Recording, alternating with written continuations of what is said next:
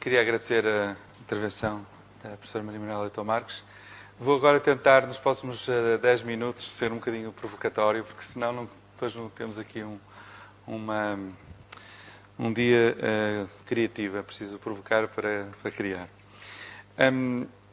E eu vou falar de 7 aspectos que eu acho que estão a mudar na administração pública e depois irei falar de 7 aspectos que eventualmente devíamos prosseguir para evitar que o corte na administração pública não redunde na criação de um estilo Ryanair de serviços públicos, mas na verdadeira inovação na administração pública.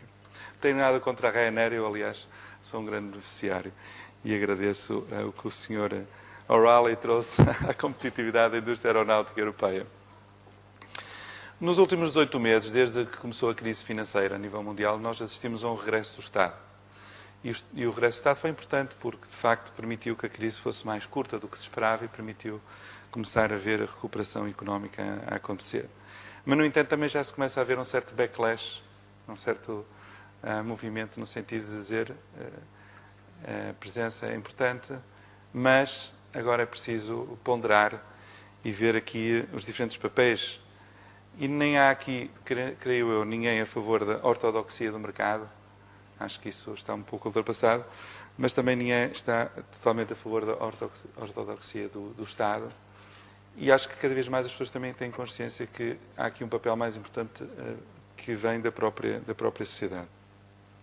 Ao longo dos últimos 30 anos, se quisermos, a maior parte das reformas da administração pública tiveram a ver com a ideia de performance, a ideia de entrega de serviços, a ideia de fazer coisas para as pessoas, a ideia de prestar melhores serviços. E para isso foram criados targets em muitos países, e aqui também foram criados indicadores nacionais, depois cada serviço era chamado a ter os seus indicadores, etc. E, portanto, por trás disto estava uma ideia de escolha, em alguns casos, ou pelo menos uma ideia de transparência, uma ideia, em alguns casos também competição, mas estava tudo uma ideia de temos aqui um processo, quase diria industrial, vamos melhorar a sua gestão para termos melhores resultados. Um bocadinho, peço desculpa pela provocação, como se estivéssemos numa linha de produção, e a linha de produção tem que ser um bocadinho mais eficiente, e a linha de produção acho que se tornou mais eficiente. Este foi o quadro, digamos assim, global da reforma que alguns chamam New Public Management, que foi muito defendida pela OCDE e foi implementada em todos os países europeus, etc., em que a chave pública já não é a lei, como era no passado, mas é o serviço, em que o mecanismo, ou a perspectiva, é o setor público no seu todo, não é apenas o Estado, e em que a ênfase é posta no consumidor, no cidadão também como consumidor, etc. Essa fez com que a administração pública se modernizasse, mas nota-se um pouco por toda a Europa e nos países da OCDE que há uma certa crise e uma certa exaustão em relação a essa abordagem. Porquê? Porque, na prática, quando estamos a falar de serviços públicos, estamos a falar de resposta a problemas de natureza pública e a questão que se põe é se faz sentido ou não que esses problemas de natureza pública sejam respondidos até de forma mais direta com o reforço das relações que há entre o sistema público e os cidadãos, o que não quer dizer necessariamente que seja o sistema público a prestar todos os serviços. Na prática, uma nova lógica, digamos assim, de gestão pública, em vez da ênfase estar ou na legislação ou no serviço, está no cidadão, e em vez de a perspectiva ser o Estado ou ser o setor público, a perspectiva passa a ser a sociedade civil. E de onde que num primeiro momento, antes do New Public Management, a questão fundamental, obviamente, de controle baseava-se na hierarquia. No New Public Management baseava-se sobretudo nesta ideia de mercado, targets, incentivos para melhor serviço. Numa nova lógica de relacionamentos, passa sobretudo por parcerias e por redes cívicas. E é nesse contexto que surge esta ideia de governo aberto, de governo colaborativo, de governo participativo. Na prática é como é que, para atingir certos objetivos, uma saúde melhor saúde, uma economia mais forte, menos crime, etc.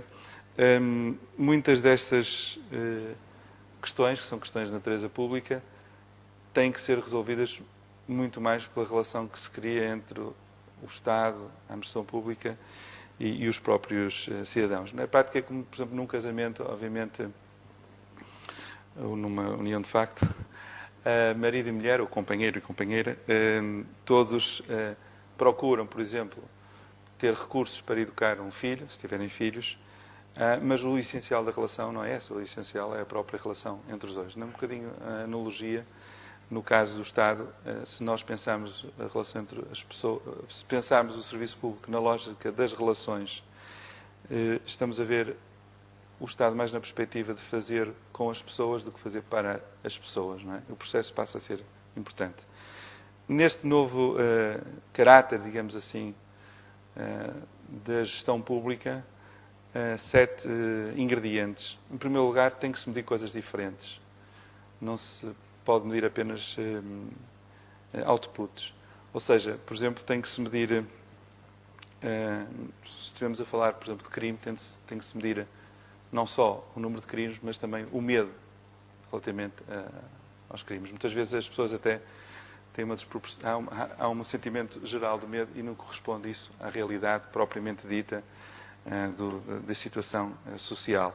Ou, por exemplo, na área da saúde, em vez de se medir quantas operações foram feitas por um determinado hospital, por um determinado serviço, enfim, que nada obsta que isso continue, mas tem que se medir outras coisas também, como, por exemplo, a satisfação dos próprios clientes. Ou seja, nesta lógica, o que as pessoas sentem tem tanta importância como o serviço que têm prestado. Segundo aspecto, o estilo muda, porque o estilo passa a ser muito de mobilização e de orquestração e não apenas de controle. Terceiro aspecto, o front-end acaba por ser mais importante do que o back-office. Porquê? Porque estamos a falar de melhorar as relações e estamos a falar de cuidar, de mobilizar, a forma como se lida com o público é fundamental. E aqui, por exemplo, uma nuance.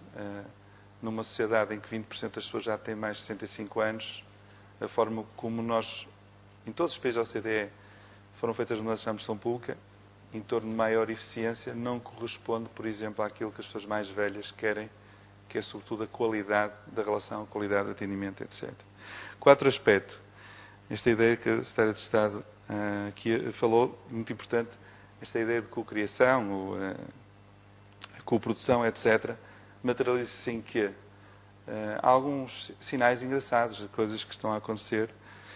Por exemplo, este ano em Inglaterra já vai haver 150 mil pessoas idosas com o seu orçamento personalizado. Portanto, eles vão ter um orçamento próprio e vão poder pegar nesse orçamento e fazer eles próprios o procurement dos serviços sociais que precisam. Obviamente que isto não é um Big Bang, de repente aconteceu, isto é um processo que demorou 7 anos e baseou-se muito na experimentação, na correção de erros, etc.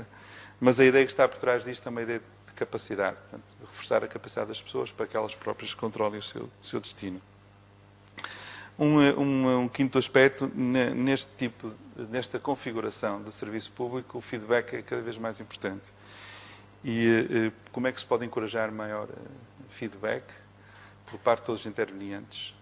Se for uma escola, por parte dos pais, mas também por parte da comunidade em torno, por parte, se for no caso dos hospitais, por parte dos doentes, se for no caso, enfim, dos empresários, por parte dos empresários, se for por parte tanto dos contribuintes, etc. Mas não se trata feedback apenas no sentido, portanto, unilateral, de mande para cá a sua queixa ou a sua apreciação. Não, é uma conversação, porque significa também que as pessoas têm resposta. O sexto aspecto, o planeamento passa a ser muito mais baseado no processo, como se faz, e não apenas naquilo que se obtém. Isto é importante porque, por exemplo, no limite leva-nos a abrir a alocação de recursos à participação. Ou seja, permitir que as pessoas possam, pelo menos nas margens, ter alguma possibilidade de ajudarem a decidir em que é que certos recursos vão ser alocados. E alguns exemplos começaram nas margens, os chamados orçamentos participativos, e hoje são cada vez mais usados. Sétimo, tem que haver um maior investimento na conversação com as pessoas. Significa que a forma como se faz o engagement, digamos assim, com o público é um fator crítico. Tudo isto significa novos skills ou novas capacidades e significa, em alguns casos, novas estruturas e significa também novas formas de recrutar as pessoas. No caso de novos skills, creio que no futuro vai ser importante ter pessoas com capacidade de design na administração pública. Design não no sentido gráfico, mas design no sentido de design de serviços. Eu creio que, tal como na administração pública houve uma grande preocupação em contratar pessoas qualificadas nas várias áreas, mas menos na área das ciências sociais, que vamos ter que ter mais gente que saiba perceber as pessoas, porque se o ênfase for o processo e a relação com as pessoas e a sua capacitação, então também temos que ter, podem ficar chocados, pessoas que são capazes de fazer estudos etnográficos. Não se pode, por exemplo, numa lógica de pensamento design, criar serviços ou desenhar serviços para certos targets sem se poder viver com eles, sem se poder ter a capacidade de os perceber na sua vida, etc. Isso são skills que não existem na administração pública, são skills que não existem sequer nas empresas.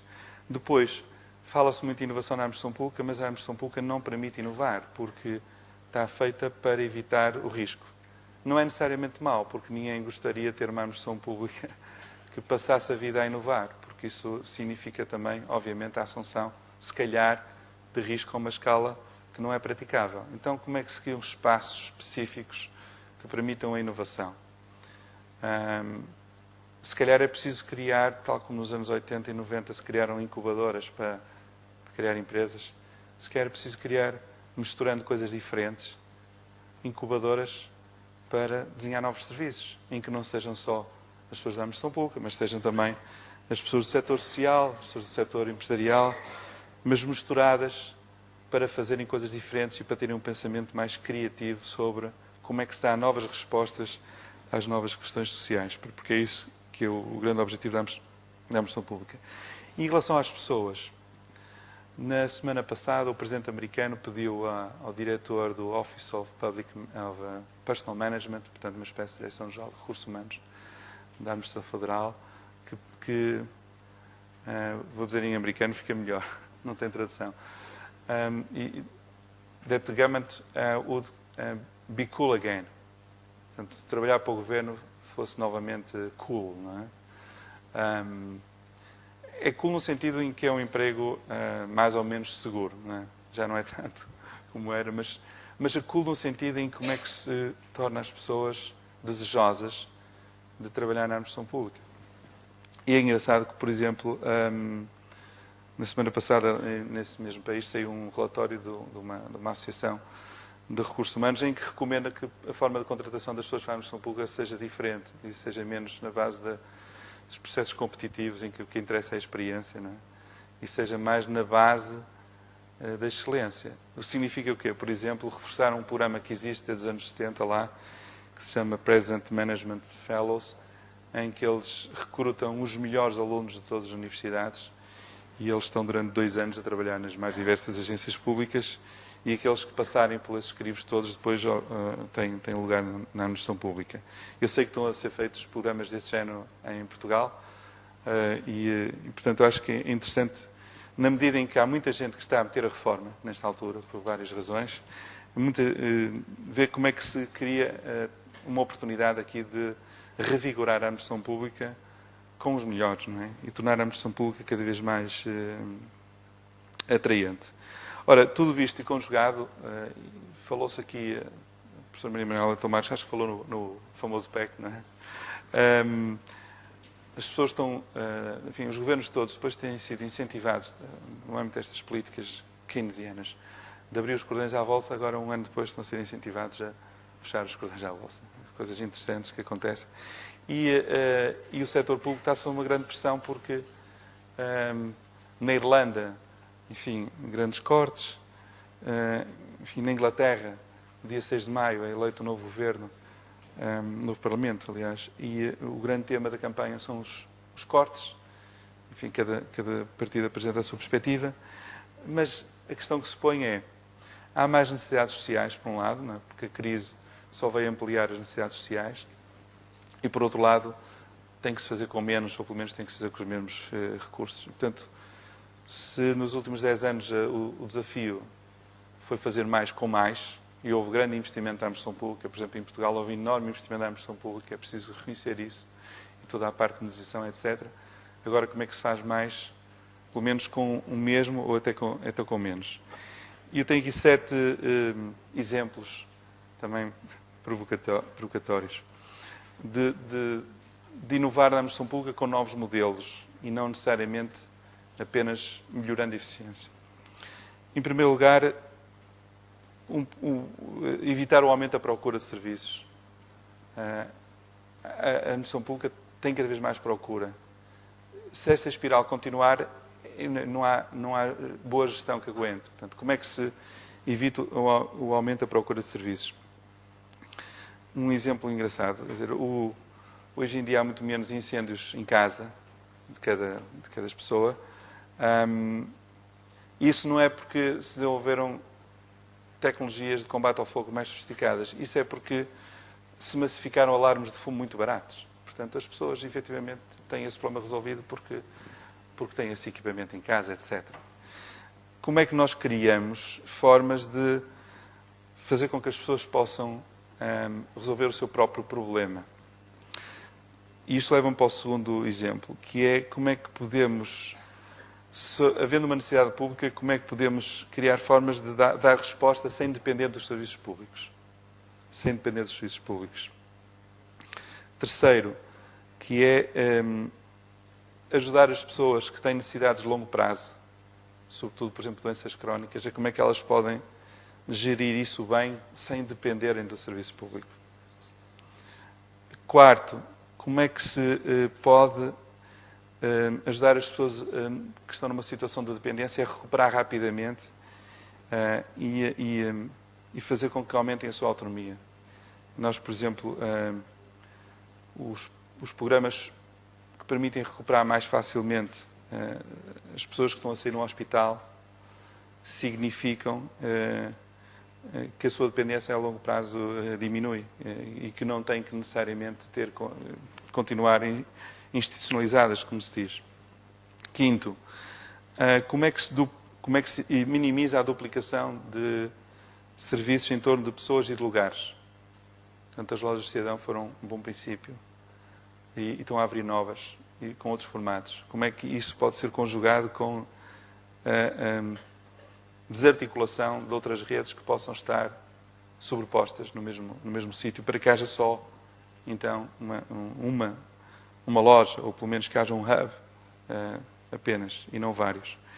Sexto, como é que podem ser os cidadãos eles próprios a encomendar e a desenhar o serviço público? Como é que podemos transformar o serviço público numa espécie de uma plataforma iPhone em que as pessoas possam, de facto, criar coisas novas?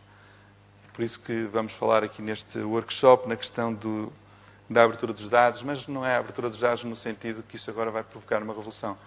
É na abertura desses datasets, na medida em que isso permitirá que outros possam jogar esse jogo. Isso permitirá, sobretudo na lógica, hoje em dia, de cloud computing, isso permitirá criar lojas virtuais de aplicações que não sejam necessariamente desenvolvidas no setor público, que possam ser desenvolvidas por empreendedores, etc., mas que estejam disponíveis e que sejam partilháveis e que sejam acessíveis, etc. E o último aspecto, quando falamos com a administração pública, ao nível nacional, ao nível local, etc., o problema muitas vezes está em assegurar que se faça bem à primeira e assegurar depois que se faça o tracking, digamos assim, o acompanhamento. Uma pessoa quando faz um despacho de uma encomenda por DHL ou até por um serviço de espécies correios, consegue acompanhar, digamos assim. E já há câmaras que no processo de licenciamento permitem isso, e já há serviços no âmbito das lojas que permitem isso, mas como é que se pode permitir isso a todo momento, porque isso aumenta, obviamente, a noção de accountability para as próprias pessoas. Portanto, ao fim e ao cabo, aquilo que estava aqui a tentar esboçar é como é que, em lugar de apenas melhorar a administração pública, como é que se pode criar um ecossistema de inovação na administração pública em que, ou que o professor Tribolé dirá com certeza, uma arquitetura, digamos assim, de relações na administração pública, o termo arquitetura agora está na voga, para que as pessoas possam efetivamente ter melhores serviços, alguns que será, obviamente, a administração pública a prestar, outros será a administração pública a orquestrar, outros será o setor privado, outros será o setor social. O setor social tem sido ignorado neste debate, estamos a falar só normalmente entre empresas, tanto mercado e setor público, mas quando estamos a falar, por exemplo, de grandes respostas às necessidades sociais, o setor social é também a parte da equação. Como é que se pode criar uma coligação de inovação que permita que a mudança da administração pública não seja apenas incremental?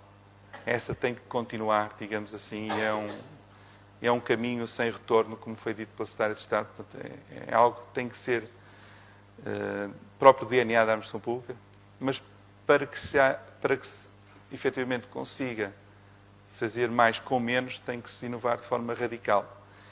Nas empresas, por exemplo, a melhor forma de inovar de forma radical não é fazendo dentro, é fazendo em coligação com outros. Às vezes até as empresas, para inovar de forma radical, têm que comprar outras empresas, normalmente mais pequenas, não é?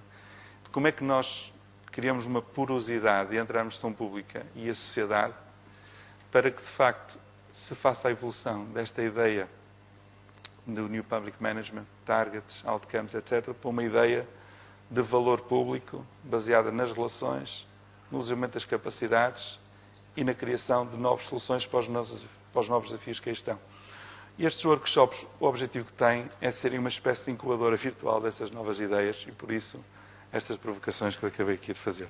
Obrigado e vamos agora prosseguir já com o primeiro convidado, que é o professor João Bilhinho, dispensa apresentações, foi o responsável pela elaboração do PRACE e irá fazer aqui uma intervenção sobre a administração pública no seu sentido mais estrutural, creio eu, e portanto vai ser com certeza uma intervenção muito interessante. Muito obrigado a todos.